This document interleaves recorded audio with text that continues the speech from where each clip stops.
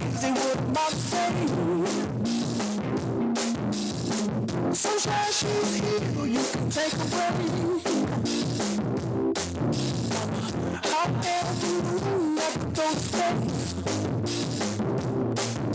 Yeah, like I don't care, baby, by the way. Because I'm happy, I'm alone. I'm alone without. Because I'm happy, I'm alone. Like happiness is. Because I'm happy, I'm alone. Like happiness is. Because I'm happy, I'm alone. Like that's what you want. Boosters, if you have parents who are boosters, please go home and thank them for their support of Writers Week, as well as many other Fremd activities and athletic events. We truly could not do this week without their support, and we very much appreciate that. Please also thank your English teachers for bringing you to Writers Week. You know, we are so fortunate to have a group of professionals who value writing and value students having the opportunity to see authors in person, and we definitely don't take that for granted. So today I have the honor of introducing the writer who is sitting behind me, Sarah Thankum Matthews. Sarah is a 2009 Fremd grad, so yeah, exactly. Go Vikes. So once upon a time, she was sitting in the auditorium seats just like you, getting ready for a period of Writers Week, and I was so lucky to teach Sarah in AP Lit and also in Advanced Creative Comp, where our class put together this collection of all of our class writing, and we did this like during class as a project. I'm pretty sure it was Sarah's idea to do this because she loved stuff like this, and luckily we had an amazing group of kids that year, and we met in the writing lab after school, and we put this together. And so then after we had the whole thing compiled, we had it in class, and we were having a little celebration at the end of the year. And one of our students, Christine Chen, if you watch this on YouTube tomorrow, Christine, said, we need to pass this around and everyone needs to sign it. So that way when one of us becomes famous, we'll have each other's signatures. And we all knew she was talking about Sarah. We all passed it around and we all signed it. And of course, we are so happy to have this keepsake now. So in the years that Sarah has been away from Fremd High School, she has continued to write and to impress us all with her talent and her kindness and her generosity. Her work has been published in Best American Short Stories. She is a recipient of fellowships from the Asian American Writers Workshop and the Iowa Writers Workshop. And in 2020, she founded the mutual aid group Bed-Stuy Strong. And she wrote this novel, All This Could Be Different. It was her debut novel. There were pictures of it up in Times Square, which is pretty much unheard of for a debut novel. And it was named a New York Times Editor's Choice, and it was shortlisted for the National Book Award, which is a huge, huge deal. Yeah, let's give it up for that. So we do have copies behind me of All This Could Be Different for sale, $27 at the end of the period, cash or card, or you can just come up and say hi to Sarah, get your picture taken with her. She would love to meet you. So now I ask you to join me in welcoming Sarah Matthews to the Writers Week stage.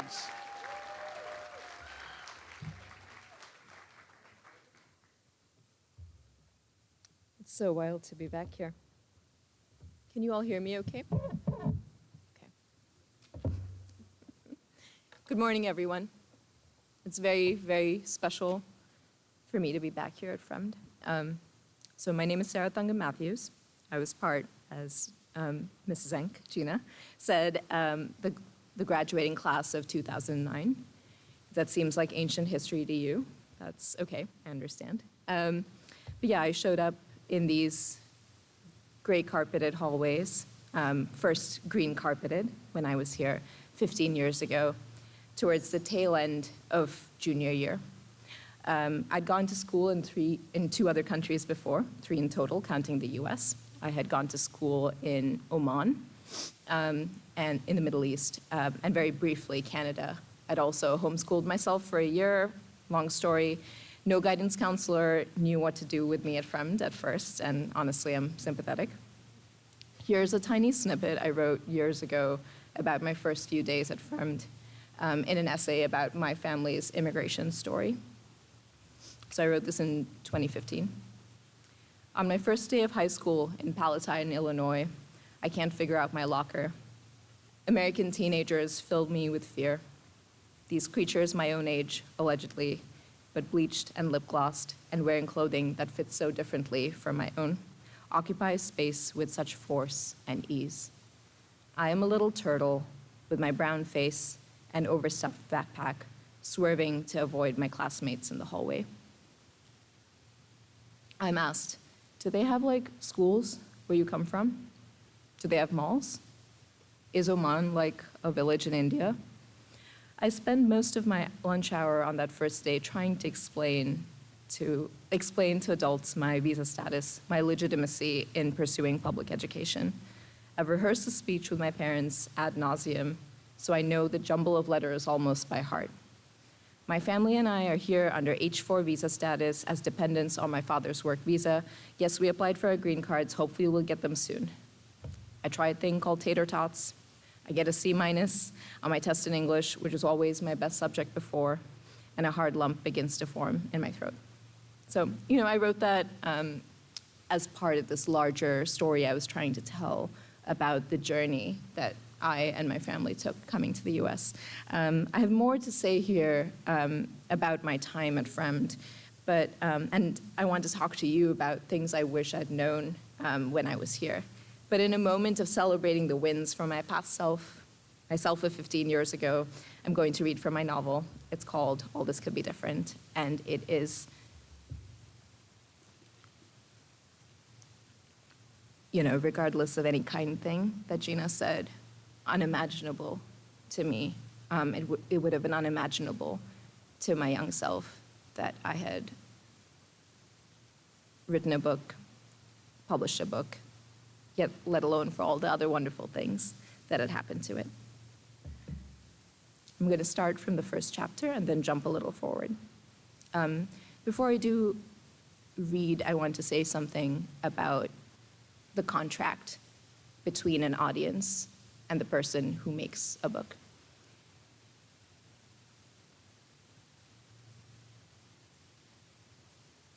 All of you, I believe, will at some moment in your life be on a stage or write something or make something that other people read. And what people don't talk enough about, what I certainly didn't know when I was in the back row of the Colsey Auditorium, checking my phone or doing my homework, was that it's a contract of vulnerability.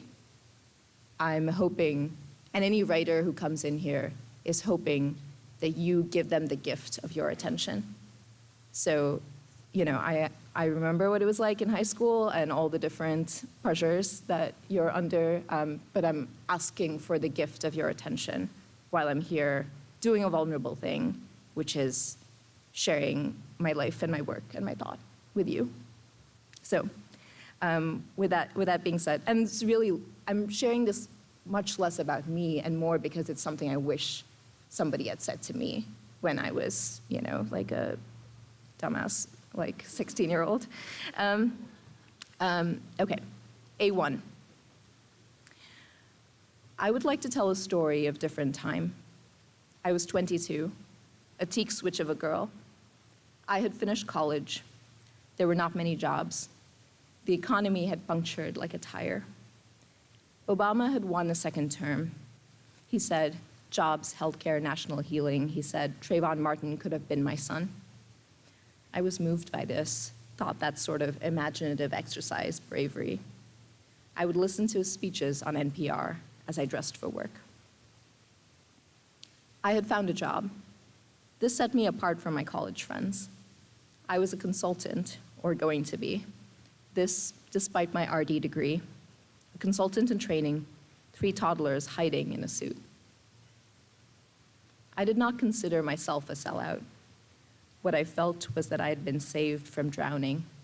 My classmates without jobs had moved in with their parents, were working unpaid internships at noble nonprofits. I wish them well. My parents were not with me, had left me to make my way in the new country. I was glad they did not, for now, need me to send them money they had before. My client was a baobab of a corporation, Fortune 500. They made car seats, heating units, pedometers, batteries. My boss demanded I wear pantyhose. "You are a contractor," he told me, "no benefits. Women who work for me wear makeup. That is how it is. My men wear suits. You must dress better than the clients, always. That is how they know we work for them." We get the client to their definition of success. People only want to hire a guy when they want to be him a little. Remember that. Try some makeup, just a little, nothing tardy.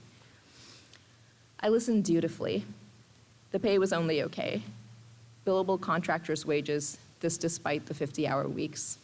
I had to file self-employment taxes. But my boss liked me. Early on, he called me his rock star. This was funny to me, since in actuality, rock stars get on stage, perform, sleep with many girls, wreck the hotel room. I, meanwhile, sweated competence, a hungry efficiency. I waxed my arms, radiated deference, never met an Excel sheet I didn't like. He had first offered me $19 an hour. His firm was tiny, only 9 people. I said, "Thank you, I will think on it." I walked to a good restaurant in my college town and drank a full glass of white wine in the middle of the afternoon. I called him back. I said, "Hello, Peter. I have another offer, but I want to work with you. Would you consider 30? In the space between the gin bottles, the mirrored bar showed me a soft-featured girl, skin the color of Hennessy, eyes vacant with fear. My boss said, like a god granting a boon, 23 an hour. You'll relocate to Milwaukee, where your client is. I will pay for your apartment." "That sounds great," I said, may have added, "I'm honored I get to work for you." All nonsense. Once I hung up, I punched the air and yelled. I remember the restaurant as deserted, but it may not have been.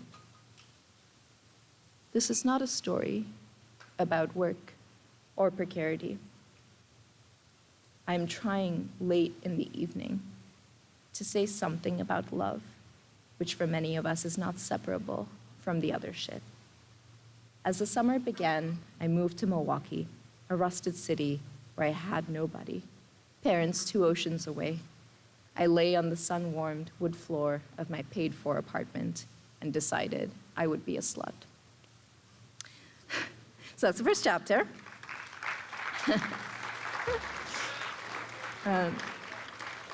So all this could be different, is the story of this young Indian woman named Sneha, who has just, as you heard, finished college, moves to a city where she does not know anybody, and proceeds to try to live a certain kind of conservative, careful, frightened dream for her life. What Sneha wants is to have a decent little apartment and make enough money, and because she's a queer woman with very conservative parents and comes from a very conservative culture, thinks of her time in Milwaukee as a sort of ticking clock where she can act on the truth of her desires for a set period of years. And so she goes on to date women. She downloads what in 2013 was the newfangled invention of dating apps, because, I didn't mean to write a period piece, but ultimately I did. And I'm going to jump forward and read another 2 chapters. They're both short. When I read chapters, I snap my fingers at the end to show when we're moving to the next one. And the only characters you really need to know are Marina, who is someone she runs into early in her time in Milwaukee, this sort of magnetic, beguiling ballet dancer she keeps falling into and eventually falling for, and messages on a dating app, and her friend and coworker, Tom, who she knows from college. F1. In summertime, Milwaukee is six-packs in parks, listening to free jazz, festival everything, gastropubs with the young and hip foaming out of them, home repairs, grilling out, all neighborliness, sweet like a laugh. The city is a clenched hand as it grows colder, its people chapped and flaking, hunkered down, shoulders stooped against the freeze rolling out from the north, barely tempered by Lake Michigan. It was fall when I first messaged Marina, those early days of cold, and she did not reply. My pride was burnt, and by this person I'd never met. No matter, I thought, and found other beds to lie in, took refuge in ordering furniture from the internet. I was tired of living merely with a bed, a table, and a couple of folding chairs, so I overcorrected. This is built into adulthood, like one of those wall-mounted ironing boards in old houses. Somewhere in their 20s, people like me become far too horny for interior design. My paid-for apartment was in Brewers Hill. Once this had been the American dream. Perched on bluffs overlooking the Milwaukee River's valley, the neighborhood housed hundreds drawn to the foundries, mills, and tanneries that lined their riverbank. Foremen and owners lived next door to immigrant laborers with calloused palms and tight crocheted workers' cottages hemmed like grand Italianate houses on large lots. Still, neighbors knew each other. Their children played free. Post-war decline gutted the neighborhood, smoked it, cased it, cured it for another day. Businesses left the valley. City officials demolished vacant dwellings in resignation, one by one. In the 70s and 80s, spared the red line segregation of neighborhoods directly to its north. Brewers Hill began to see people trickle in, steady, slow. Condos popped up on demolished lots. Factories converted into coteries of apartment lofts. The pretty rows of colonials housed neighborhood-watching mothers and fiancés who peer through blind slats and email the Hill listserv when they see young black men from 5 blocks north cross the sightlines of their porches. Suspicious character, they type, pulses pleasurably heightened, their eyes darting window to screen. Older people in the front yard still nod at you, offer flower cuttings, suggest you shrink wrap the windows when winter sets in. I use the present tense, but I mean, that's the way I remember it. And these are the things I learned about it later, and the two combined have formed my truth of a place. We all have our truth of a place. There is no universal narrative of any city that is also real, only marketing. A late October storm blew through the city, pelting it with freezing rain. It caught me outside in a gray woolen dress. I let it soak me to indecency. Inside again, I toweled off, stripped to nakedness. I went on the dating website and shot off messages to the women whose pictures inspired gritted tooth lust in me. Now there's a table, so there's a woman, there's a person's name and the main character's opening message to them. 1, Brienne, hey. 2, Emily, hey gorgeous. 3, Wanda, hey smiley face. 4, Ashley, my doctor told me I need some vitamin U. 5, Kaylee, sup. 6, Carlene, OMG Frank Ocean got me through college. 7, Tanvi, hey, always great to see another queer brown lady here. How are you? My attempts ranged from awful to lazy. Some of the women replied, but the ones who did seemed unable to sustain a conversation, seemed too dull to live. My lack of high-performance results left me self-conscious. I thought of jokes people had made in college about men who came from where I did, men who would message girls and ask to be shown boobs and vagina, spelt bobs and vagine. I checked the tracking numbers of the furniture items I'd bought. The pieces, dressers and tufted sleeper sofas and leaner mirrors were lodged in the belly of the country, moving slowly, implacably towards me.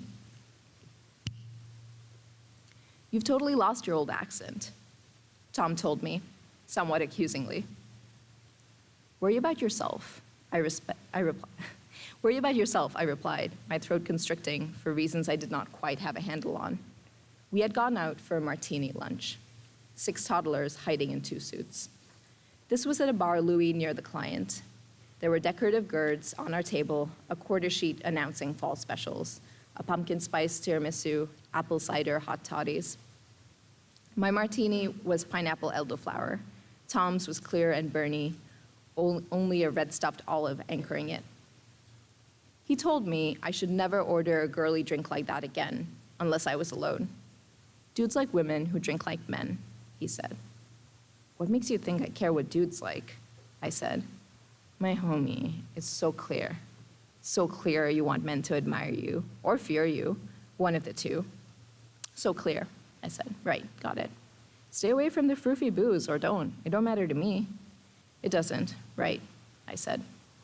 "We're in competition, really," Tom said. "Too bad I like you. Will our loyalty survive capitalism? Da-da-dum." "Don't assume anything about my loyalty," I said. Less because I meant it, more to sink nails into the power of being cold. When our waitress brought us our checks, mine was missing a $10.99 pineapple martini. I noted this aloud. "Brilliant," Tom said. "You've scored 1 puny shot against the man. Let's roll, Broseph." I shook my head. I liked feeling holier than someone. It happened so rarely. I waved over the waitress, who had some kind of uncomfortable-looking growth on the left side of her nose. "It's been taken care of," she said. "Pardon?" "She got it." "What?" I asked. The waitress gestured over to the back of Bar Louis. A swishy-haired blonde woman with no breasts was playing pool. It was the dancer. Surrounding her tiny form was this cluster of laughing androgynes. Cropped of hair, suspended. Some of them wore T-shirts that said, "Strive Dance." The woman's face was heart-shaped, a bow tie nestled at its point. She leaned over the red felt table and took her shot, then looked up straight at me. I thrust my eyeballs down, fumbled at my wallet, face flaming. "Hey, you have a fan," Tom said, licking his lip in a parody of male grossness. "She ghosted me on a dating app. It's not a come on, it's an apology, like politeness. Come, we're gonna be late for our check-in at work." Wait, he said. Are you dating? Are you dating girls? Let's go, Thomas. How many years have we been friends, bruh? Like, not that many, actually. I tell you about my sexploits down to the queef. I told you about the time Isabel threw up on my dick and she literally swore me to secrecy. Here I was thinking you were some Indian chick zealously guarding her virginity. Meanwhile, you're Gertrude Steining all over the ill mill, apparently. I'm hurt, my dude. Like, sawed off, I said. Here's cash, you can pay me back, let's go. Do you not want to thank your polite friend? I am not going to show up late and stinking of gin, I said, to be chewed up by Peter and Susan and all our other bosses. Okay, agenda item tabled, Tom said, smiling ominously. For now. We walked out of Bar Louis, buttoning our coats against the chill, and I did not glance back. It's truthful, this cliche. My heart was pounding.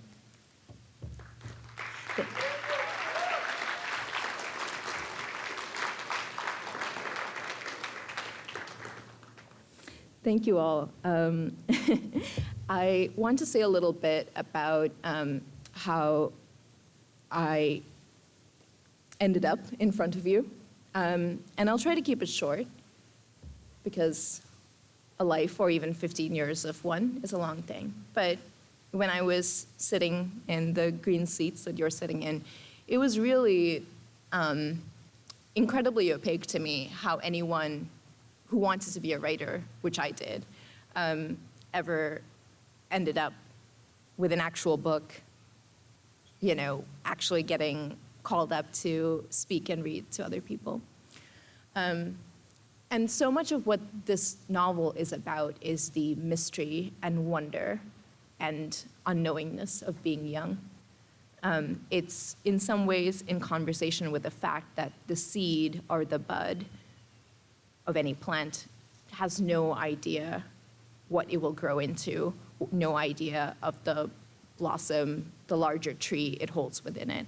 And I've thought about this often, what it means to not know and what we can do with the fact that none of us can know our futures, none of us can know what life has in store for us.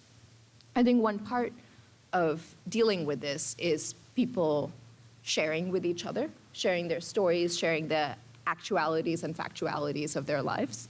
And so, in short, and I'm happy to talk to any of you who want to know more, about writing, how to get it all done, to the best of my ability. If you want to find me after the talk, I feel very down to share anything I can. But the short version was, I came to the US and I came to the school as the immigrant child of immigrants. There were all these ways in which I had longed to be a writer, whether that was a novelist or a journalist or someone who worked in films. Like, as long as I worked with stories in some way, I wanted to be someone who could do what had been done for me time and time again, which was share stories that other people could live inside, could learn from, could be comforted by. And when I was at Fremd, actually, it was in so many ways the true start of my journey as a writer, because Writers' Week was still happening then. And I submitted my writing and got chosen as a student writer. And it's very funny and embarrassing for me now, but I submitted a poem called "Homophobia is So Gay," and gave this spoken word poem during Writers' Week. And when I submitted a draft of that poem to, I think it was, Gina Enck, she called me into her office and was like, well, there's a lot that's well written here, and there's a lot that's angry and political, and you clearly feel very strongly about the matter of both structural and relational homophobia, which, the times have changed a lot, but at the time I was in high school, it was very much a thing. And then she said, why do you care about it? And I was like, well, I just think it's important, and the people treat each other well. And she was like, no, why do you care about it? Put it in the poem. And so during my senior year, I came up and delivered this impassioned spoken word poem that confessed to people something I didn't share very much, which was that my first love was a girl, and this was true even though that I'd grown up in this extremely conservative country where homosexuality is punishable and criminalized. You can go to jail. And so I will never forget the feeling I had after sharing that poem, which was I felt naked and terrified and like I wanted to run away. And the lights are very bright when you stand up here, as many of y'all know, because many of you have or will share your writing here. And so I just remember blinking and then people coming up to me and crying and saying, me too, or, I have two moms, I don't think you knew that about me. And so I think there's something about what writing can do to help us connect with each other, and that has always stayed with me. I went to college. I went to the University of Wisconsin at Madison. I'm really glad that I was able to go to undergrad without a ton of debt. It was a big reason why I wanted to go to a public school. I did not make choices assuming that I would have a career in writing. I thought I would be a psychologist for a while, and then I was like, you know what, I'm going to work in business. And one of my two majors was education policy, and one thinking that I might try to work in education down the line, and one of my majors was creative writing. And then a lot of stuff happened, some of which I write in fiction here. I was a consultant for a period of time in the Midwest, and then I moved to Washington, D.C. and worked in politics, which was the best gift I could have given myself, actually, to have not tried to be a professional writer right away when I was so young I didn't know my ass from my elbow, you know? I just think that there's something that is really underrated when a lot of people give advice to young aspiring writers, which is, please live some life. Figure out who you are, figure out why it matters to you to tell any kind of story. I think the project of art making is, in the age we're in, can be so cheapened and commodified by the fact that we're living in the attention economy. All of us are having, you know, other people's content, other people's stories in various ways, like pumped towards us, most often by our phones, but also by media all around. And I think that if you want to be an artist, you have to ask yourself, who am I? What is my world? And what is the emotional need that underlies me becoming an artist at all? I worked in DC for about 4 years, and then I sort of saw a certain kind of writing on the wall. I was in my late 20s, and I thought, well, I can try to climb up a certain kind of like career ladder in politics, or I can pay attention to the fact that for years, like for all my 20s, I wrote at night, almost every night, you know, it's like certainly multiple times a week, from 11 p.m. to like 1 a.m., because that's what I wanted. I felt a compulsion towards it. And I thought, well, I can either have writing be a hobby, which is great, and what, you know, many people end up doing, and I think that's a very special thing. And I was like, but I think I want something more. And so what I would say is pay attention to your desire around this stuff. My realization pointed me towards wanting to have some time and space to finish a book. And so I applied to something called MFA programs, which are Master of Fine Arts programs. Like many of them, not all of them, but some of the good ones in this country are fully funded, which means you can get a master's degree in creative writing and have it be paid for, and in fact get a small stipend. You know, if you're lucky enough to be accepted into a program that allows for this. So it was just very important for me to not take on debt to, you know, pursue the lucrative path of creative writing. It's not lucrative, just letting you know. And so, yeah, I went to this MFA program called the Iowa Writers Workshop, and I continued work on a book that took me, by the time I abandoned it, 7 years. So I worked on this book for 7 years. It carried a fictionalization of my immigration story. It carried so much of myself within me that I think it started to buckle under the pressure of it.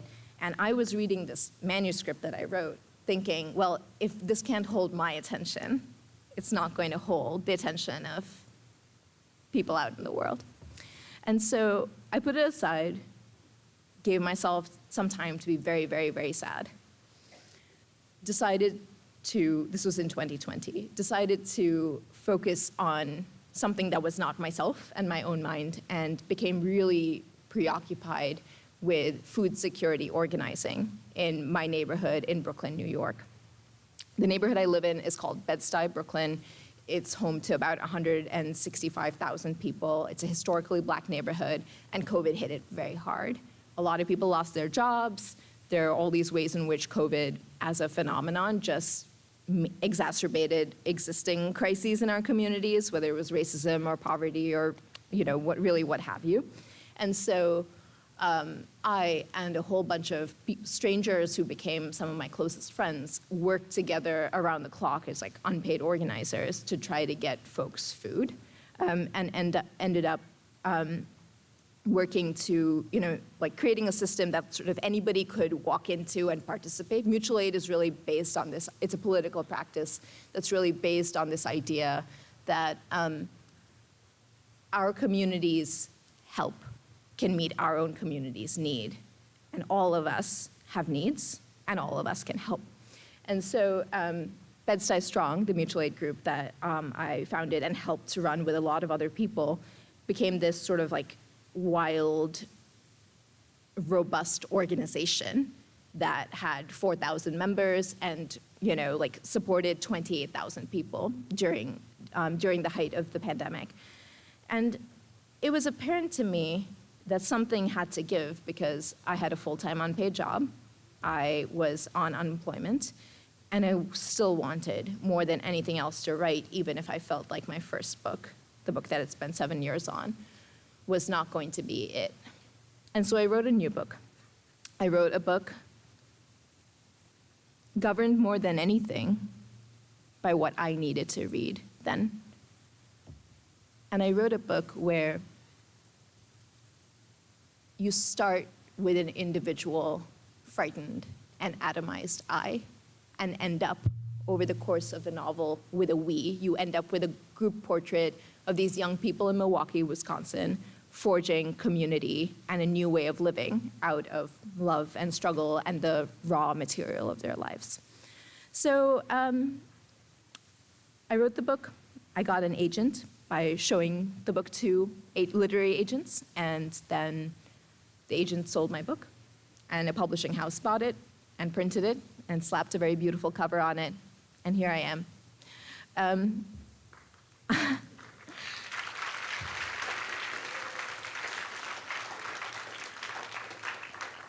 I think I have a few minutes left, so I'm going to share at the close of things some of what I wish I'd known outside of how the hell do you become a writer when I was where you are. I want all of you to stand up right now and stretch up to the ceiling.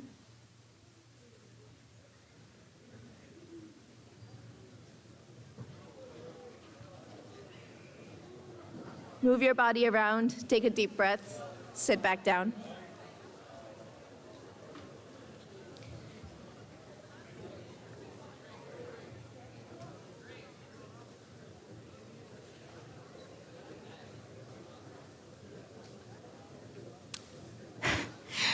So here's a numbered list of some things that I wish I'd known when I was your age.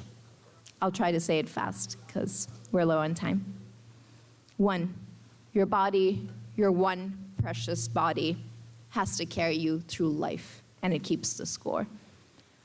When you're a high schooler, you're told that exercise, that taking care of your body, paying attention to your body and the emotions it carries within it are really only about health or virtue or your weight or something to do with how you look, or maybe if you're good at sports, the community that comes with that.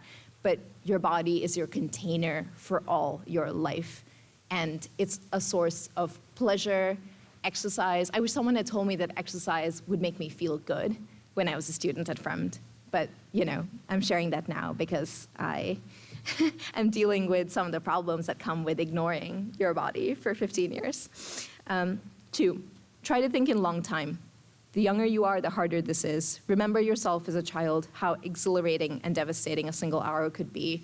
The things that matter to you so much now, some of it, a lot of it, will shock you 5 years from now, how little it mattered. It will shock you how much you never think about something that consumes you right now. 3, understand that many things that you might feel shame and embarrassment for as a young person are actually worth cherishing. My queerness, the fact of being an immigrant, my skin color, the accent I came into Fremd with, these were things to celebrate, not hide away. 4, nothing of worth is ever done alone. What is far more interesting than individual ambition is collective ambition. This includes writing. If you write with a community. If you want to do things, do them with other people. Share your dreams for yourself, and think less about yourself as someone who is moving through the world trying to gather up gems in a little basket that you carry, and more as someone who's part of something larger, and that something larger is other people. 5, David Foster Wallace said, "You get to decide what to worship." And Zadie Smith said, "Time is how you spend your love." there's no way, even in the secularization of American life, that you go through the world without worshiping something. Some of us worship money, some of us worship beauty, some of us worship social or other success. And what David Foster Wallace said, and was completely right about, is whatever you worship will eat you alive. So choose well. I really mean that. Choose well. Think about what you spend your time with. Is it your phone? Is it your relationships? Is it school? Is it something else? That's what you worship, and it's worth paying attention to. Finally,